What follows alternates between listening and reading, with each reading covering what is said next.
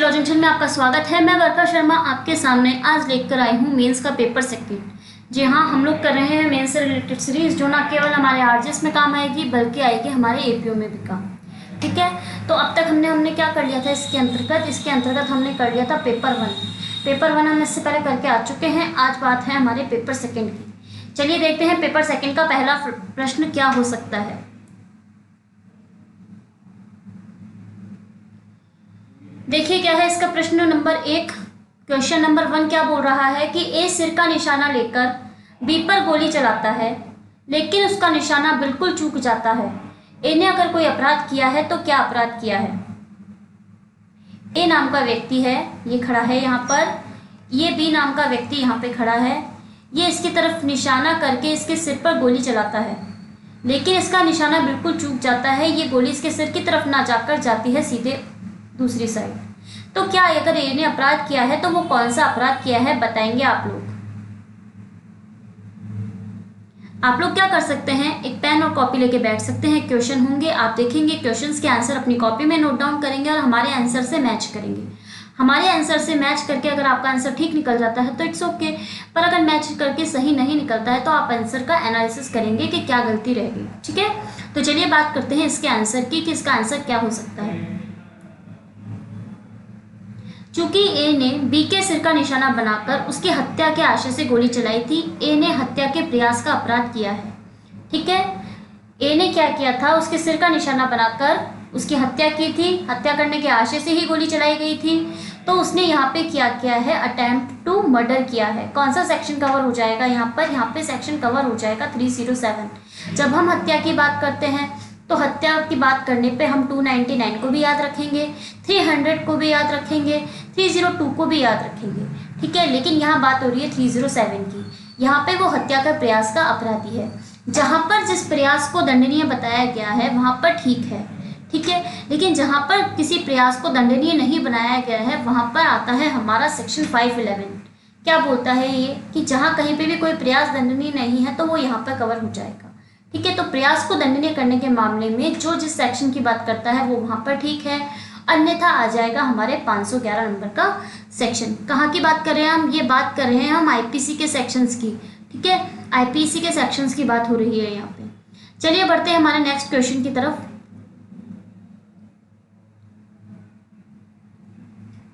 A B के घर जाता है, ए नाम का व्यक्ति है, बी के घर जाता है, ये बी का घर है, ये बी के घर गया।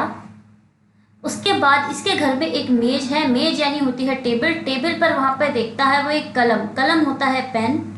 पेन देखता है और विश्वास करता है कि वो पेन उसी का है। ये एक पेन रखा हुआ है इस पर, तो ये विश्वास करता है कि पेन उसी का है। और क्या करता है, ए उस कलम को बिना बी की अनुमति के, बी से परमिशन नहीं लेता है और ये पेन लेके अपने घर चल जाता है। अगर ए ने कोई अपराध किया है तो वो कौन सा अपराध किया है आप लोग बताएंगे कि अगर बी ने कोई अपराध कारित किया है तो वो कौन सा अपराध होगा।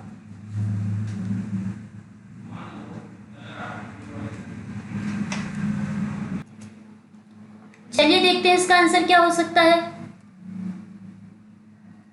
क्योंकि ए का आशय बेईमानी पूर्वक नहीं था, अतः उसने कोई अपराध कारित नहीं किया है। क्या यहाँ पे बेईमानी पूर्वक आशय था उसका, क्या उसका इंटेंशन गलत था? जी नहीं, यहाँ पे ए का इंटेंशन गलत नहीं था। क्योंकि जब हम देखते हैं सेक्शन 378 देखते हैं हम, तो वो चोरी को डिफाइन करता है, और जब हम बात करते हैं 379 की तो वो चोरी का पनिशमेंट बताता है। तो जब हम सेक्शन 378 को देखते हैं तो उसमें हमको चोरी की डेफिनेशन बताई गई है कि क्या करता है, जो किसी व्यक्ति के कब्जे में से उस व्यक्ति की सम्मति के बिना कोई जंगम संपत्ति बेईमानी से लेने का आशय रखते हुए वह संपत्ति ऐसे लेने के लिए हटाता है, वह चोरी करता है कहा जाता है। क्योंकि यहाँ पे ए का आशय बेईमानी पूर्वक नहीं था तो उसने यहाँ पर चोरी नहीं की है, क्योंकि एसेंशियल एलिमेंट्स में आता है उसका सद्भावना पूर्वक काम करना। यहाँ पे उसका आशय बेईमानी पूर्वक नहीं था, अतः उसने अपराध चोरी का नहीं किया है। ठीक है, आगे बात करते हैं हम नेक्स्ट क्वेश्चन की। ए एक दिन दूध के गिलास में जहर मिला देता है जब उसका विश्वास है कि वह दूध बी पी लेगा। ए एक दिन दूध के गिलास में जहर मिला देता है जब उसका विश्वास है कि वह दूध बी पी लेगा। उसके बदले दूध सी पी लेता है और उसकी मृत्यु हो जाती है। अगर ए ने कोई अपराध किया है तो क्या अपराध किया है? अगर ए ने कोई अपराध कारित किया है तो वो कौन सा अपराध कारित किया है? सोचिए क्या हो सकता है इसका आंसर, और इसका आंसर नोट कीजिए आप अपने नोटबुक में, जिससे क्या होगा फिर आप हमारे आंसर से इसको मिलाकर इसका एनालिसिस कर लेंगे। चलिए देखते हैं क्या हो सकता है इसका आंसर। सी की मृत्यु हो जाने के कारण, सी की मृत्यु हो जाने के कारण ए आपराधिक मानव वध का उसी प्रकार दोषी है जैसा बी की मृत्यु कारित करने पर होता। क्या हुआ, यहाँ पे हो गई मृत्यु, मृत्यु यानी कि डेथ। किसकी हो गई? सी की। क्या उसका आशय था सी को मारने का? जी नहीं, सी का आशय को मारने का आशय नहीं था, उसको तो आशय था बी को मारने का। ठीक है, तो क्या हुआ, यहाँ पे हुआ आपराधिक मानव वध, क्योंकि क्या था, मानव वध कहाँ पे, सेक्शन कौन से सेक्शन में डिफाइन है? सेक्शन 299 बात करता है आपराधिक मानव वध की। ठीक है, तो सी की मृत्यु हो जाने के कारण आपराधिक मानव वध का उसी प्रकार दोषी है जैसा व्यक्ति की मृत्यु कारित करने पर होता। मृत्यु कारित हो गई, ये मायने नहीं रखता कि किसकी मृत्यु हुई, उसका आशय मृत्यु कारित करने का था, बी की मृत्यु कारित करने का था, सी की मृत्यु कारित हो गई तो वो यहाँ पे दोषी हो जाएगा। कौन सा सेक्शन कवर होगा यहाँ पे? यहाँ पे सेक्शन जो कवर होगा वो होगा 301। सेक्शन 301 क्या करता है, कहता है कि भाई जिस व्यक्ति की मृत्यु कारित करने का आशय था उससे भिन्न व्यक्ति की मृत्यु कारित हो गई तो वो आपराधिक मानव वध के लिए उसी प्रकार दोषी होगा जैसा कि अगर वो बी की मृत्यु कारित करता तो होता। चलिए बढ़ते हैं हमारे नेक्स्ट प्रश्न की तरफ।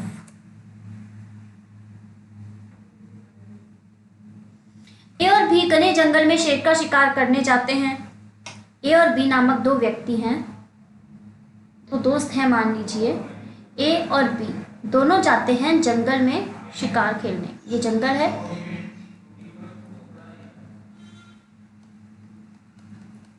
शिकार करने गए।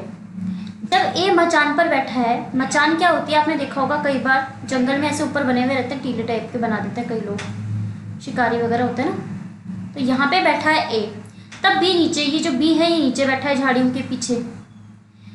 ये क्या करता है, झाड़ियों के पीछे जाकर कुछ ऐसी आवाज़ करता है कि ए को विश्वास हो जाता है कि वहाँ पर एक शेर है, मतलब मान लीजिए शेर की आवाज़ निकालता है वो। और ए क्या करता है, दूर से गोली चलाता है। जब ये यहाँ पे गोली चलाता है तो यहाँ पे तो शेर था ही नहीं क्योंकि बी ने आवाज़ निकाली थी, और ये चलाता है गोली, गोली से मर जाता है बी। तो अगर ए ने कोई अपराध कारित किया है तो कौन सा अपराध कारित किया है? अगर ए ने कोई अपराध कारित किया है तो कौन सा अपराध कारित किया है? अगर कोई भी अपराध कारित नहीं किया तो क्यों नहीं किया, ये बताएंगे आप लोग। देखिए क्या हो सकता है इसका आंसर। ए ने कोई अपराध नहीं किया, ए ने कोई अपराध कारित नहीं किया क्योंकि उसका आशय बी की मृत्यु कारित करने का नहीं था। जब उसके मन में कोई इंटेंशन ही नहीं था इसकी मृत्यु कारित करने का, तो क्या यहाँ पे उसका अपराध हो सकता है मृत्यु कारित करने का? जी नहीं, ए ने कोई भी अपराध नहीं किया क्योंकि उसका आशय बी की मृत्यु कारित करने का नहीं था। चलिए बात करते हैं हमारे नेक्स्ट क्वेश्चन की। ए जो अपने घर में अकेला रहता है, रात को सोते हुए कुछ आवाज सुनकर उठ जाता है। वह देखता है उसके घर के मुख्य द्वार को किसी ने तोड़ लिया और वह अपने घर के अंदर एक व्यक्ति को चाकू लेकर चलता हुआ देखता है। ए गोली चलाकर उसका वध कर देता है। ए ने अगर कोई अपराध कारित किया है तो क्या अपराध कारित किया है? ए जो अपने घर में अकेला रहता है, रात को सोते हुए कुछ आवाज़ सुनकर उठ जाता है। वह देखता है उसके घर के मुख्य द्वार को किसी ने तोड़ दिया और वह अपने घर के अंदर एक व्यक्ति को चाकू लेकर चलता हुआ देखता है। ए गोली चलाकर उसका वध कर देता है। अगर ए ने कोई अपराध कारित किया तो क्या अपराध कारित किया? कौन सा अपराध कारित हो सकता है यहाँ पर?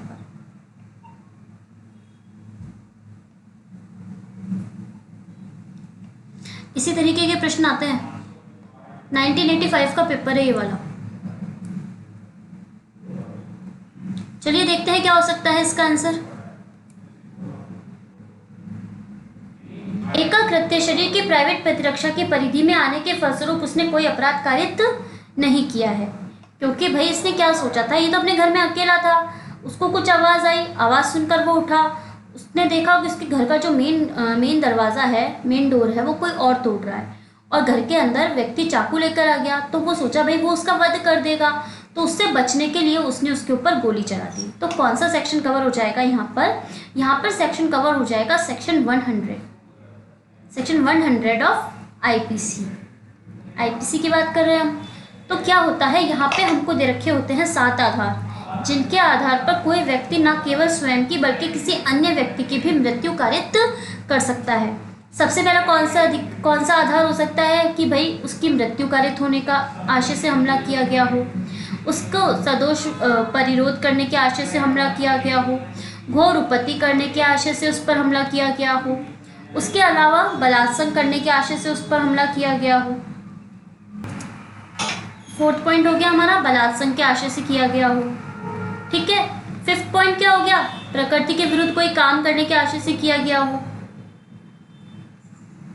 फिर उसके बाद 6th पॉइंट क्या आ गया, अपहरण या व्यपहरण करने के आशय से किया गया हो।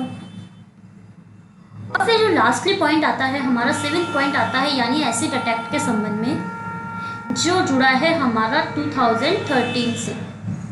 ठीक है, तो ये तो बात हुई सेक्शन की। अब हम बात करेंगे नेक्स्ट क्वेश्चन की। रात्रि को घर आते हुए एक औरत की चिल्लाहट सुनता है जो मदद के लिए चिल्ला रही होती है। वह देखता है कि एक आदमी उस औरत के साथ जबरदस्ती मैथुन करने का प्रयत्न कर रहा है।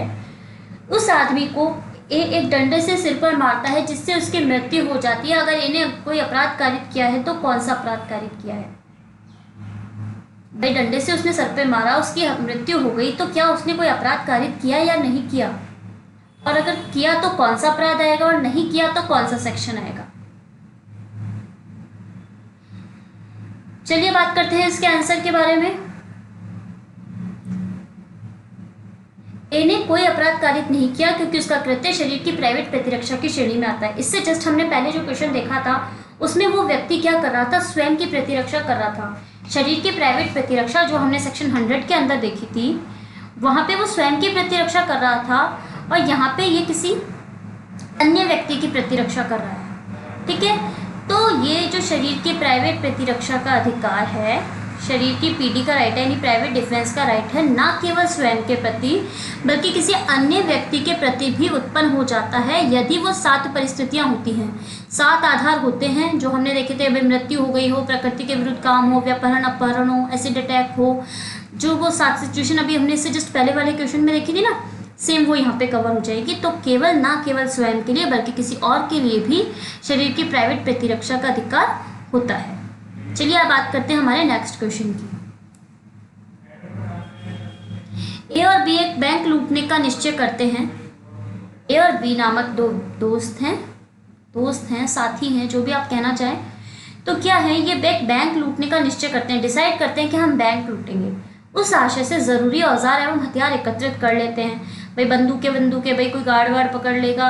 तो ये ए और बी क्या करते हैं, औजार हथियार वगैरह जो भी होते हैं वो इकट्ठे कर लेते हैं। बाद में ए नामक जो व्यक्ति होता है, ये ए है, ये शहर छोड़कर चल जाता है, शहर छोड़कर चला गया ये, और बी का साथ नहीं देता। ये बोला नहीं यार मैं तेरा साथ नहीं दूंगा। तो अगर ए ने कोई अपराध कारित किया तो कौन सा अपराध कारित किया बताएंगे आप लोग? क्या हो सकता है इसका आंसर, कौन सा सेक्शन आएगा यहाँ पे? चलिए देखते हैं क्या हो सकता है इसका आंसर। ये आपराधिक षड्यंत्र का दोषी है। जैसा कि आप जानते हैं कि जब भी हम कोई अपराध करते हैं तो मेंस रिया बहुत इंपॉर्टेंट होती है। मेंस रिया जो होती है, आपराधिक आशय जो होता है किसी व्यक्ति का, वो बहुत ज़रूरी होता है। ए ने बैंक लूटने का आशय किया, जब तक ये बात इसके दिमाग के अंतर्गत थी, ये इसकी सोच थी, तब तक तो कोई दिक्कत नहीं। लेकिन जैसे ही इसने अपनी सोच को ट्रांसफ़र कर दिया बी की तरफ, तो ये हो गया षड्यंत्र। और ये जब षड्यंत्र था, ये जब अपराध के संबंध में हो जाता है, अपराध कौन कौन से हो सकते हैं जो हमारी आईपीसी में डिफाइन है, ठीक है, या किसी और जो किसी और अधिनियम होते हैं उसमें परिभाषित अपराध है वो हो गए। पर अभी हम आईपीसी की बात कर रहे हैं तो आप इसकी बात करेंगे, आईपीसी की बात करेंगे ओनली, जिसको अब हम बीएनएस भी बोलते हैं। 1 जुलाई से लागू हो गया ना, तो उसकी बात करें। तो जो अपराध हमको आईपीसी में दे रखे हैं, अगर उनका षड्यंत्र करते हैं ये, तो क्या हो जाएगा, ये हो जाएगा आपराधिक षड्यंत्र का अपराध। कौन कौन सा सेक्शन कवर करेगा? सेक्शन 120A जो बात करता है वो बात करता है क्रिमिनल कॉन्स्पिरेसी की, और जो 120B आता है वो बात करता है इसके पनिशमेंट की। ठीक है, तो यहाँ पे ये वाला अपराध गठित हो गया। ए ने किया है अपराध आपराधिक षड्यंत्र का। ठीक है, सहायता भी करी थी उसने, जरूरी औजार और हथियार भी एकत्रित किए थे। ठीक है, जैसे उसने वो अपराध किया हो जैसे नहीं किया हो, लेकिन उसे आपराधिक षड्यंत्र का दोषी माना जाएगा। नेक्स्ट क्वेश्चन की बात करते हैं। ए और बी चोरी के सामान्य आशय से सी के घर जाते हैं। चोरी करने के बाद जब वे भागते हैं तब सी भागते हुए बी को पकड़ लेता है। अपने को छुड़ाने के लिए बी सी का गला दबाकर उसकी हत्या कर देता है। यह सब एक कुछ दूर से चुपचाप देखता है, लेकिन वह कुछ भी नहीं करता। ए ने अगर कोई अपराध किया है तो क्या अपराध किया है, ये बताएंगे आप लोग। चोरी करने का उनका सामान्य आशय था। सी घर से भाग रहा था। चोरी करने के बाद जब भागते हैं तो सी भागते हुए बी को पकड़ लेता है। बी के घर में गया था ना, तो बी को पकड़ लेता है। बी गया था ना, मतलब घर सी के घर पे बी गया था ना, तो सी भागते हुए बी को पकड़ लेता है। अपने को छुड़ाने के लिए बी सी का गला दबाकर उसकी हत्या कर देता है। ए क्या करता है, चुपचाप दूर से देखता है, लेकिन कुछ भी नहीं करता। अगर ए ने कोई अपराध किया है तो कौन सा अपराध किया है, चलिए देखते हैं क्या हो सकता है इसका आंसर। ए ने सामान्य आशय की पूर्ति में, सामान्य आशय था, कहाँ पर पढ़ते हैं हम, आईपीसी का जो सेक्शन आता है 34, वो सामान्य आशय की बात करता है। 378 बात करता है चोरी की, जिसको हम रीड विद करते हैं 379, क्योंकि यहाँ पे इसका दंड दे रखा है। फिर आपराधिक गृह अत्याचार की बात करता है। फिर इसके बाद जो सेक्शन कवर हो जाएगा वो 441 आ जाएगा। ठीक है, 441 के बाद कौन सा सेक्शन कवर होगा, यहाँ पे आप देख सकते हैं 451 को भी, क्योंकि कारावास से दंडनीय अपराध करने के लिए, क्योंकि यहाँ पे कारावास से दंडनीय तो होगा ना अपराध, तो उसकी बात की गई।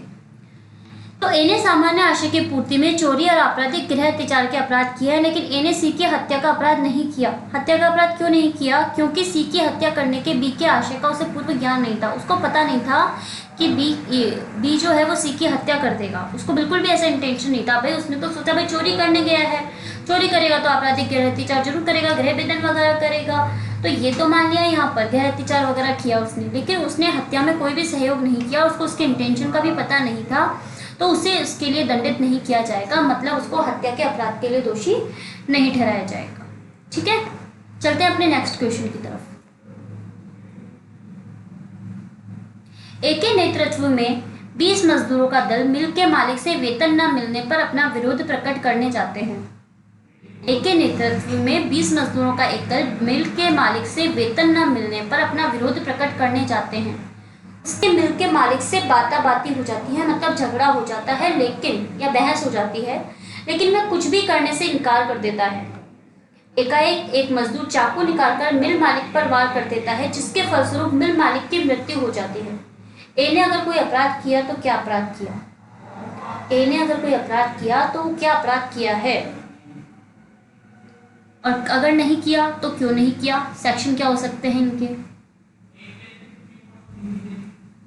चलिए बात करते हैं इसके आंसर की। ए ने कोई अपराध नहीं किया, क्योंकि ना तो मिल मालिक की हत्या करने का उसका आशय था, और ना ही उसने इस उद्देश्य के पूर्ति हेतु अन्य मजदूरों के साथ मिलकर विधि विरुद्ध जमाव किया था। कहाँ पढ़ते हैं हम लोग विधि विरुद्ध जमाव,